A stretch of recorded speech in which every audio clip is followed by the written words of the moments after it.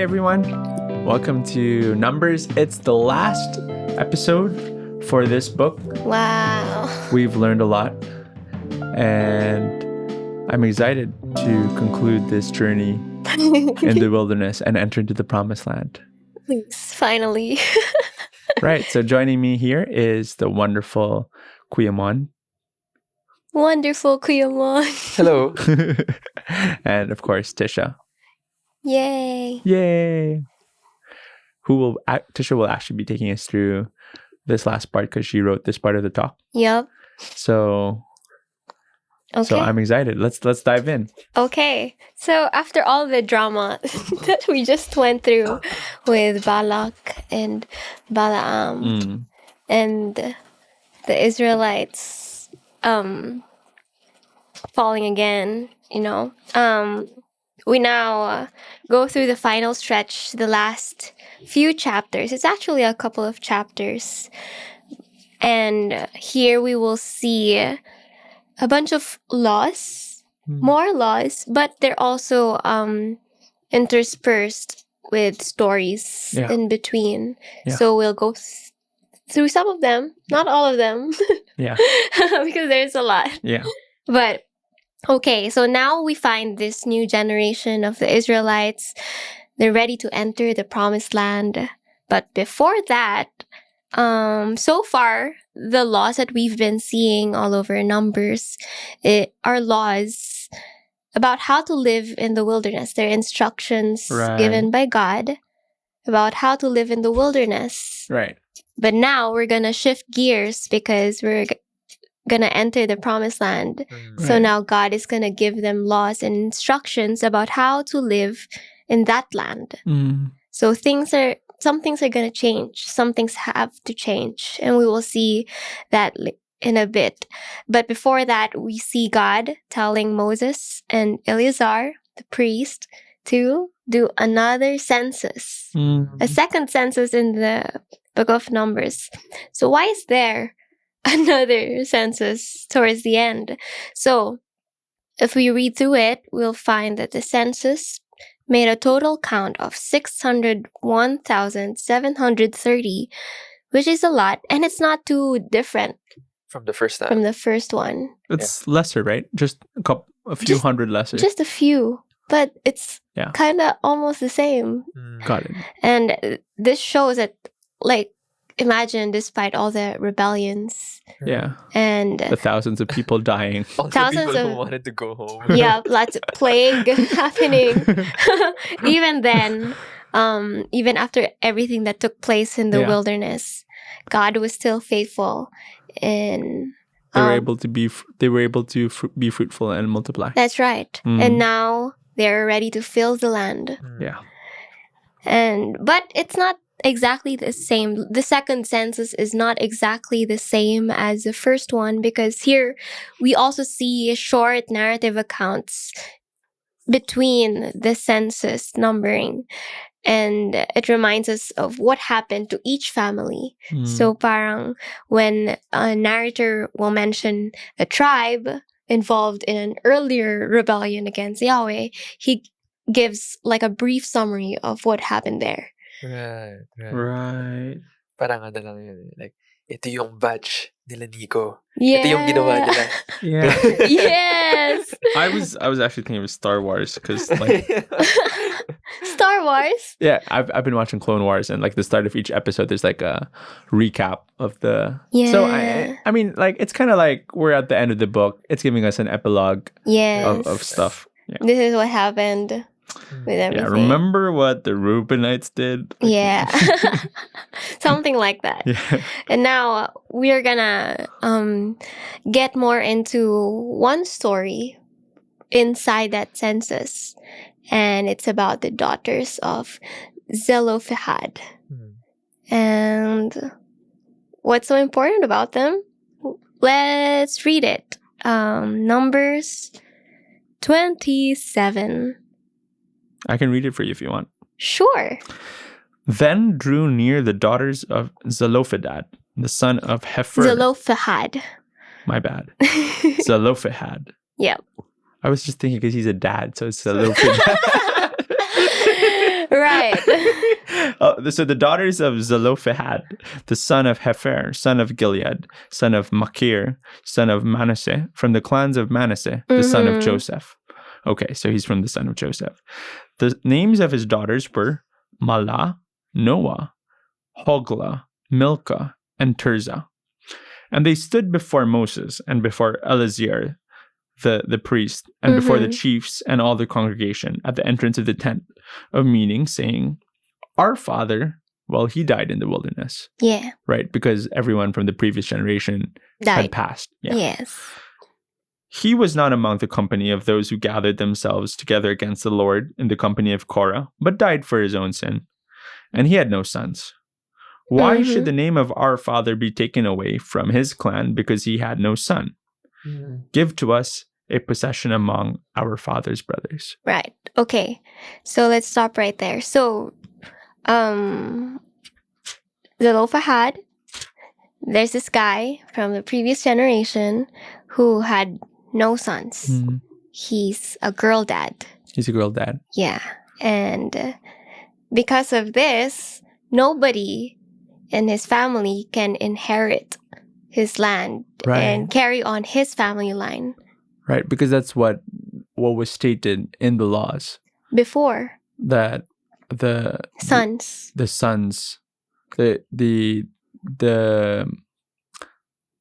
head of the household. Yes. Which is male. Yes. Is the one who's supposed to inherit the land and pass it down to their successors. And this is going to be a problem for this family because there's only daughters. Right. Yeah. So in other words, the daughters here were arguing, why should his name be lost forever just because women can't inherit land? So we find a law that was given to them that could not anymore be applied, or if it was to be applied, would actually mean loss of this family. Yeah. Being cut off. Yes, exactly. So what are they going to do? And so they're bringing their case before Moses and the high priest. That's right. And we find that Moses doesn't know what to do. There's no law about this. So he goes to God. God hasn't said anything yet about this. Yeah. This hasn't happened before. Yeah. Okay, let's bring it to God. Right. And that's what you should do. When you don't know what to do. Pro tip from Moses. If you don't know what to do, go to God. Yeah. Okay. Okay. And then, what does Yahweh say? Can you read it to us? From verse 7. And the Lord said to Moses, the daughters of Zelophehad are right. You shall give them possession of an inheritance among their father's brothers and transfer the inheritance of their father to them. And you shall speak to the people of Israel, saying, if a man dies and has no son, then you shall transfer his inheritance to his daughter. And if he has no daughter, then you shall give his inheritance to his brothers. And if he has no brothers, then you shall give his inheritance to his father's brothers. And if his father has no brothers, then you shall give his inheritance to the nearest kinsman of his clan, and he shall possess it. And it shall be for the people of Israel a statute and rule, as the Lord commanded Moses. Right. So, as a result, not only do these sisters inherit the land, but Yahweh states that if similar situations arose later on, the same thing will follow. This is what they're going to do. Yeah. It's not, oh, sorry, bye-bye. Yeah, no. And this is really interesting because we see how as circumstances change for this new generation. The laws change. Yeah, the laws that may have served the old generation may no longer serve this new generation. Right. And this is something that Temaki from Bible Project said. He said, if we just apply the laws we had from the past, it will actually result in injustice. Not because the law wasn't good in its context, but because our context has changed. Right. Yeah, I'm thinking of the Bible verse in Exodus. If a man's ox scores another man. Well, I mean, it's true. There are so many laws in the Bible, 613 to be exact, that many of them if they were just applied like point blank, Yeah. right, as it's written Yep. today, it would lead to more injustice Yeah. than justice, which is the point of these laws, to bring peace and order in their society. That's right. And sometimes when things change, these things have to adapt. Yeah, exactly. And so we're being given here not just like we're being given here not just an exception to the rule, but it's showing us what we need to do when things like this arise. That our first notion is to go to God, to ask for God's wisdom. Exactly, because He is the source of wisdom. That's right. It's not the written text. That's right. While the text contains God's wisdom, it's sort of particularly speaking to that time and that people. Yes. And we can learn from it. And that's what we've been doing, is what we've been experiencing as we've been journeying through the Torah. That's right. But ultimately, we will come into situations where it's not in the Bible. Yes. So what are we going to do? Yeah. Right? And this is what the Catholic Church has been doing for the past thousands of years. When they don't know what to do, they consult God. And through discernment and wisdom, going through the texts of both the sacred scriptures and of the writings of all the holy people who have lived and died, they're able to come up with instructions for how we should live. Yeah. Prudence. It's a practice of prudence. Yeah. Well, what comes to mind specifically right now while we're talking about this is the Catholic stance on death penalty, which is for a very long time, death penalty was something that was at least permissible or acceptable. Tolerable. Yeah. If it's going to be for the betterment of the society, if it's going to basically many reasons why death penalty would be permissible. But we see death penalty as a common consequence in the Bible for people who break the law. Yeah. But where the church stands today, I'm trying to remember if it was from Pope John Paul. It was probably Pope John Paul. Or Pope Benedict. But where the church stands today is, even though there might be circumstances where death penalty is permissible, the idea pa rin is, if it can be avoided, it should be. And the idea right now is, given where we are globally today in where we're living, is that there are plenty of other alternatives to death penalty, and so therefore we shouldn't go for it. Something like that. Probably butchering it for there's a more technical way of saying it, but yeah. But we can see this sort of, I don't know, change or development. Yeah, of application, of depending on the circumstances, on the context. Yeah, exactly. I think that's really fascinating. And this is one of the examples here in the Bible where within the Bible, we find God sort of giving them wisdom for the situation and circumstance of the people of the time. Yeah. And that's something that we need to keep doing as a church. Yeah. As God's people, we need to keep talking and listening to Him. Yeah. Because only He can show us where we need to go. Right. And another thing that comes out of this story that's really good is that in the end, this allows both men and women to inherit and rule the land, which was how it was meant and created by God in Genesis 1. Where Adam, both male and female, are supposed to subdue and rule the land.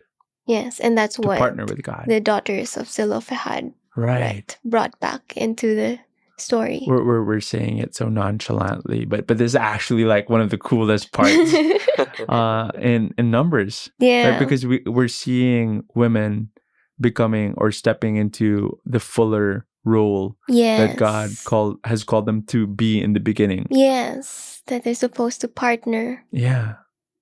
Sweet. Yeah. Awesome. Okay. So, after that, there's another problem that's gonna happen because there's this new generation and Moses cannot enter the land. Right. So there's a question of who will be their new leader.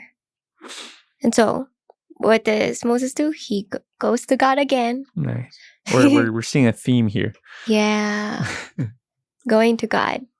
And then, can you read it from? Yeah. The Lord said to Moses, "Go up into the mountain of Abarim and see the land that I have given to the people of Israel. When you have seen it, you also shall be gathered to your people, as your brother Aaron was, because you rebelled against my word in the wilderness of Zin, when the congregation quarreled, failing to uphold me as holy at the waters before their eyes." These are the waters of Meribah of Kadesh in the wilderness of Zin. Moses spoke to the Lord, saying, "Let the Lord, the God of spirits of all flesh, appoint a man over the congregation, who shall go out before them and come in before them, who shall lead them out and bring them in, that the congregation of the Lord may not be as sheep that have no shepherd." Yeah. So the Lord said to Moses, "Take Joshua, the son of Nun, a man in whom is the Spirit, and lay your hand on him. Make him stand before Eleazar the priest and all the congregation, and you shall commission him in their sight." Yep. So, it's very interesting that the author uses this word to describe God. Let the Lord, God of the spirits of all flesh. And by this, the author is like setting a hyperlink. My Genesis 1 radar is tingling. Yeah. And it draws our attention back to Genesis Ding, 2. ding, ding, ding, ding. Ding, ding, ding. Where God breathes his ruach. Right. And into the dust of the earth, giving life to the And human. it says that Joshua has the Spirit of the Lord on him, Yep. or whom the Spirit of the Lord is in. Yes. Yeah. So Moses was asking God, can you appoint a successor for me? Somebody who is like Adam, somebody who is filled with your spirit. Yeah. To lead Israel, just as you did in Genesis 2. Right. And it's also interesting that Joshua's Hebrew name, Yehoshua, Yeah. is the root form of Jesus' Hebrew name, Yeah.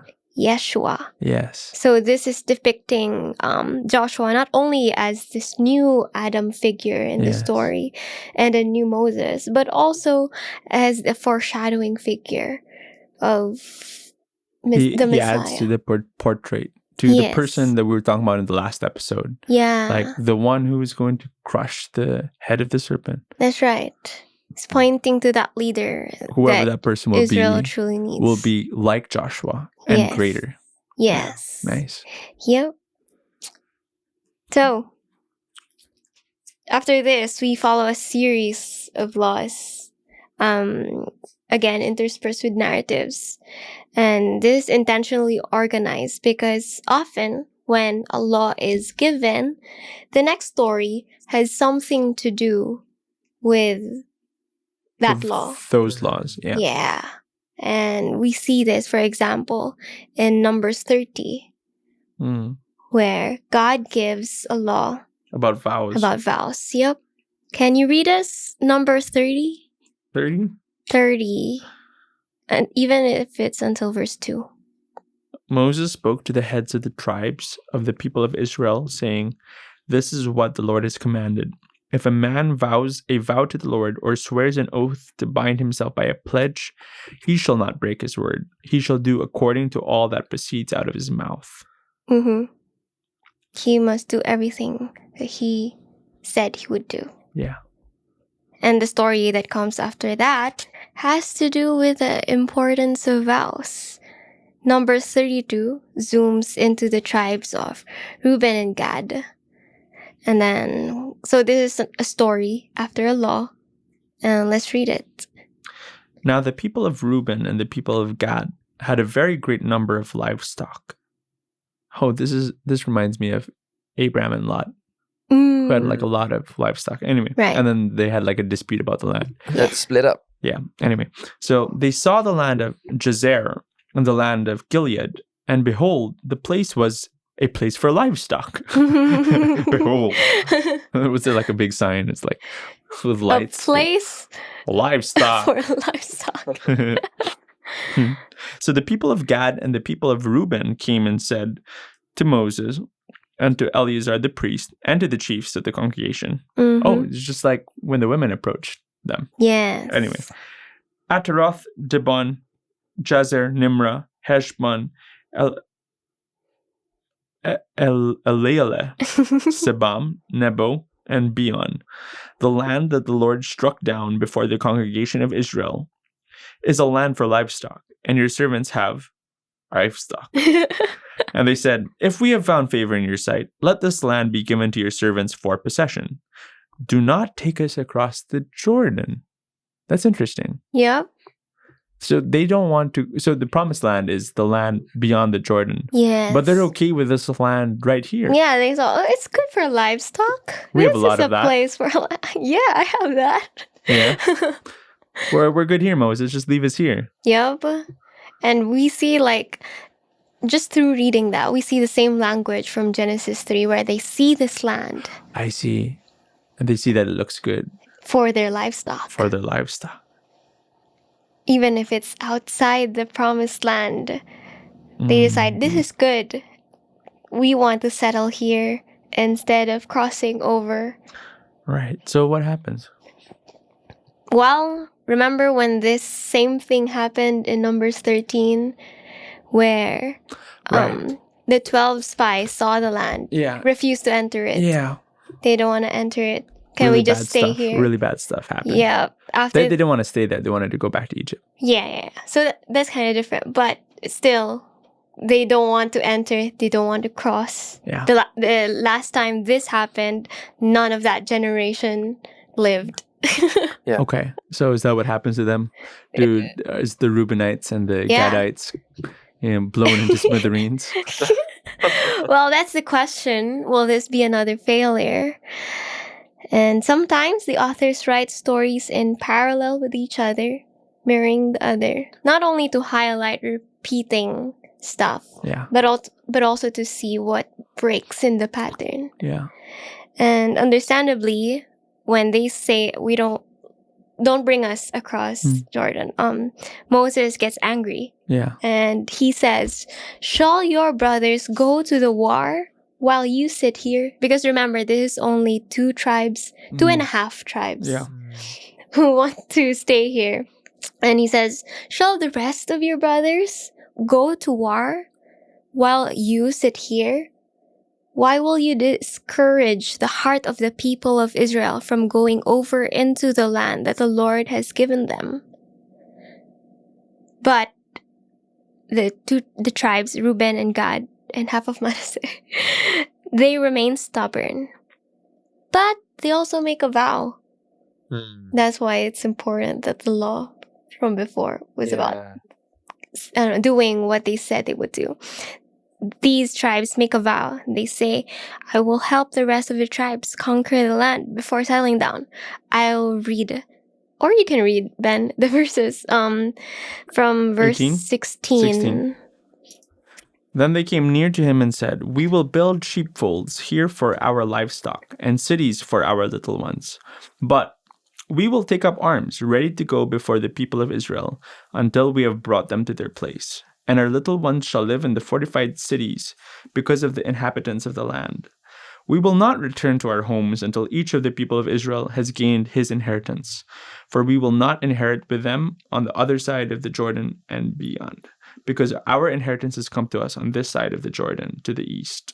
So, after that, Moses says that, okay, Yahweh will permit this if you're serious and you keep your word. So, God allows it.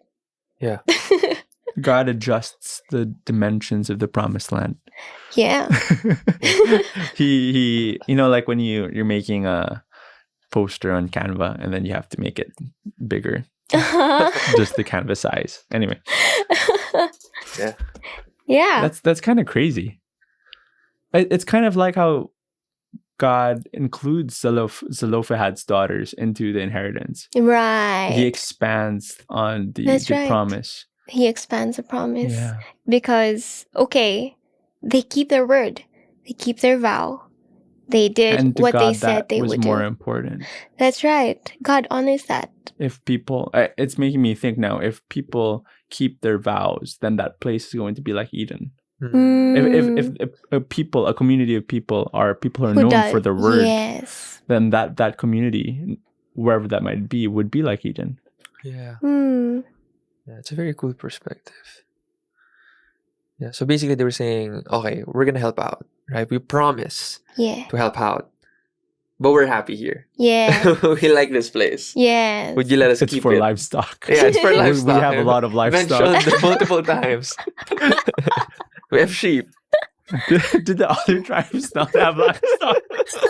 Were they like, yeah, like I think Maybe they were like, okay, dibs. Also thinking about the half tribe, like how did they decide? I know. Anyway. Only. Yeah. Yeah, so basically they kept their word. They marched out, crossed the waters, helped deliver their brothers, take the land that God promised them, and then they just went back. And even though the narrative doesn't explicitly say that what the tribe of Reuben, Gad, and half of Manasseh did was wrong, because eventually God did allow them, it still mirrors Adam and Eve's sin, which also resulted in the division between brothers. Because the promised land was originally intended to be a place of unity for the 12 tribes, but instead now it's only going to be a home for 9.5. Right. Yeah. And later down the storyline, we'll see that this decision actually ends up bad. So the Abraham and Lot thing. Yeah. Yeah, I was thinking of that. That's right. Something bad actually happens. Okay. Mahalaga yung mga ganun eh, yung like to not just look at what happens right after, but also look at what happens later down the line. Yeah. That's You right. said. Is this what happens in Judges? That's how you see. I feel like what you're talking about happens in Judges, if my memory. I think so. Anyway, Yeah. you were saying, Guiman. No, go. That's it. That was done, yeah. Yeah, I mean, just to look at what happens Right. later down the line. Because, like what we mentioned last time, like, it's not like the Bible is telling us na this therefore is a good act. This therefore is a bad act. That's right. And like sometimes it's more explicit compared to others, but oftentimes what it shows us is this is what happens as a result of this act. Yeah. And then it invites us to ponder on it ourselves. Right. God can allow things to happen, Yeah. but ultimately, we will suffer the consequences of that. When we don't listen to him. Yeah. So, there, the promised land. It's not exactly what God had in mind. In the end, after everything that happened, after bringing them out of Exodus and like going through Leviticus and going through Numbers, we end the book with the promised land not being exactly how God meant it to be. But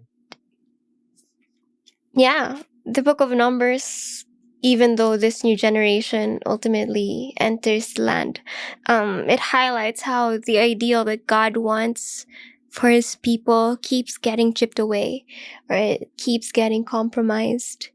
The humans all over the story either don't want to receive the gift that's been given, or they want to receive it in a certain version that they want, or they forfeit that gift altogether in favor of something that they think is good, they think is better. And all these end up into a diminished version of what God had in mind of life, or even they accept death instead of life. And all over Numbers, we saw a lot of rebellion, failures. A new generation gets to come, and yet they didn't push through with God's ideal. Yeah. But even then, God was faithful. God stayed true to his vow that when he promised this people this land, he still gave it to them. And even when they did not want to enter that land, Even if they didn't deserve it. even when By they any didn't deserve by it. any account. That's right. He was willing to adjust. Yeah. He was willing to make a way for them Yeah. to experience the life that he promised them, even in the versions that they compromised with. Yeah. So, when some tribes chose not to enter Canaan, God does not limit his promise to the physical land alone. Instead, he extends, he allows this Eden-like existence to happen even outside the borders of the land. And I feel like that's the God we find in our Bibles and in our lives today, that he is a God, ultimately, who never gives up and is true to his promise. Wow. What a great way to end the book of Numbers. Mm-hmm. How we've been saying over and over again that to survive in the wilderness, it's going to require obedience. But I think I kind of want to restate that. Right. To survive in the wilderness, you need a shepherd as gracious and as kind, as faithful as Yahweh, who leads these rebellious, stubborn people to an oasis, to pastures where they can flock and grow, even if they don't deserve it, even if they don't want it. Yeah. That's how you survive, by committing and aligning yourself to this generous and merciful shepherd. Yeah. That's what we see. Despite all of Israelites' failure and disobedience, God's faithfulness is persistent, profound, and true in every sense of the word. It's his character that we are seeing being revealed, that he is trustworthy, and that he is truly, truly a God who loves his people. Yeah.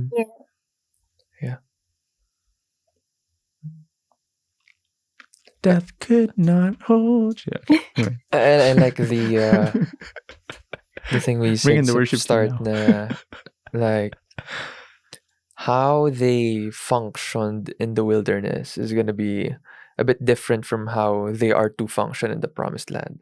Right. Since this is a new land, they have to learn how to live in a new way. They were given new laws and a new leadership, and of course, like all of this is looking forward to a greater fulfillment that will come in the time of Jesus. But at the same time, I think for me personally, going through the book of Numbers, isa sa mga pinaka naiisip ko whenever we talk about the wilderness is about how right now we are living in a form of a wilderness. And in the same manner, when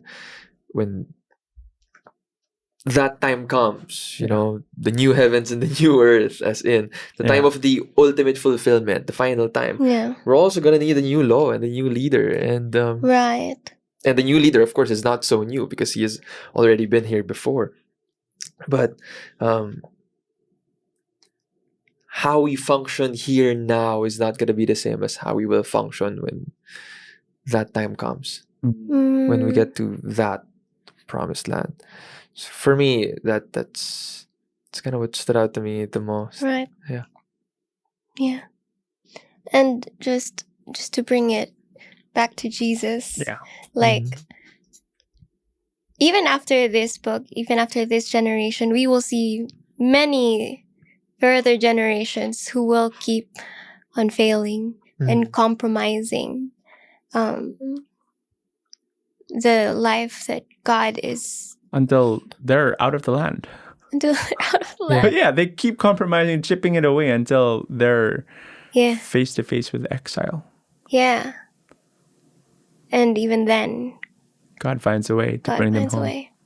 through the person of Jesus. That's right. He is the ultimate desert shepherd, Mm-hmm. Yeah. wasn't he? I mean, he spent 40 days in the wilderness Yeah. with no food. But Right. at the end of it all, he was at peace with the animals and with the angels serving him. Yeah. Yeah. And he extends the Eden life to all people. Who are suffering, Yeah. who are sick, who are possessed, who are broken. Mm-hmm. People who are outside the borders of what is considered, Yeah. within That's God's right. chosen. He expands the promised land and the Eden life for them. Yep. He is faithful to his disciples who betray him Yeah. and forget about him. He loves them till the end. And by his death, life, and resurrection, he opens a way to invite us in from that point of exile Yeah. into a coming home. For all people and all nations. Let's bring in the worship team. Death could not. Okay. So I think that's it for today's episode. Before I start singing, we're Yes, please. gonna end this podcast. And I hope you enjoyed and you learned something in our journey through the wilderness. Mm-hmm. This is not the end. We'll record some more episodes in between the waiting time for the next series, Yeah. which will be the book of Deuteronomy. But Yeah. we'll be giving you some extra episodes. Bible nerding. So stay tuned for that as we talk about some other tools that will help you in your journey through the Bible. Yeah. So with that said, thank you, Tish, for taking us through, Thank you, Kuya Mon. Thanks, Ben. and we'll see you. Thanks for Bible learning with us. Bye-bye.